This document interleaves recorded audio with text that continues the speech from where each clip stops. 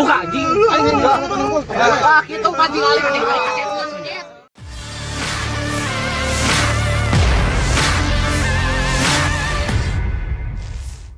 Seorang pemuda tak mampu membendung tangisannya yang begitu histeris saat akan dibawa ke kantor polisi. Momen itu terekam kamera dan viral di media sosial, diunggah salah satunya akun Instagram @fakta.indo Jumat 28 Januari 2022.